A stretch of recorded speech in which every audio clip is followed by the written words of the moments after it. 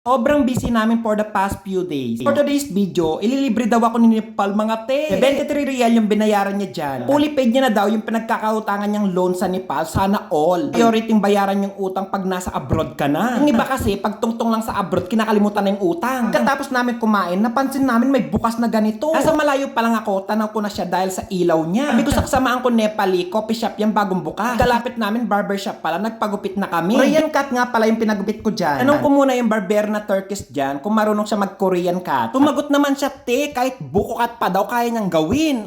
Upo ko na lang, sabi niya sa akin, ang dami mong alam. Pagkatapos niya akong gupitin, itong Nepali naman yung pinagupit ko. Libre niya ako ng pagkain, nilibre ko naman siya ng gupit. Kano nga ba yung gupit dito sa Saudi Arabia? 20 real yung gupit dito. Depende sa barbershop. Kapag maganda yung barbershop talaga, 25 real yung singil nila. Ang pinakamababang gupit dito is 10 real sa mga Bangladesh, India, Pakistan, Sudan. Itong nakikita yung nagugupit dito sa kasama ko Nepalese, Turkish nationality. Sila yung pinakamagaling maggupit dito sa Saudi Arabia o sa Middle East. Expert nila yung gupit ng mga Arab nationality. Lalong-lalo na sa pag-uulma ng balbas, paghahait ng kilay, sobrang galing nila. Sila yung nagpauso ng paghahait ng kilay na gamit yung sinuli. Pinilit ko lang magpagupit yung Nepali dyan mga te. 20 real kasi yung gupit, nagko-convert kasi sa Nepali rupees. Masyadong mahal daw. Ang 1 Saudi real is times 35. Ang Philippine peso times 14. Ang hihiram lang siya ng razor sa kasama naming Morocco pag nagpapagupit siya ng buhok. Sobrang pagod namin sa trabaho ngayon, sobrang dami naming customer. Hindi na kami nakapag-video na nagluluto. Pasok namin is 10 AM. Ang labas namin minsan alas 2 na ng madaling araw. Go overtime kami, sinusulit namin yung pagkakataon. Bayad naman yung aming overtime at magbayad din yung double target. Nakaka-double target kami mga te. Beriuin mo, 14 yung customer namin per person. Yung double target namin is 100 real. Pwera pa yung porsyento namin bawat customer, 14. Paalam nga muna ako sa Turkish nationality na magbibideo ako. Mayag naman siya mga te. Sinabihan ko na rin siyang i-upload ko sa TikTok. Alam nyo naman, hindi basta-basta nagbibideo dito without consent. Kailangan may permisyo ka muna sa tao bago ka mag-video. Sobrang accommodating naman ng mga nagtatrabaho dito. Sobrang bait nila. Siyempre, napapayag ko siya mag-video ako, hindi siya mabait.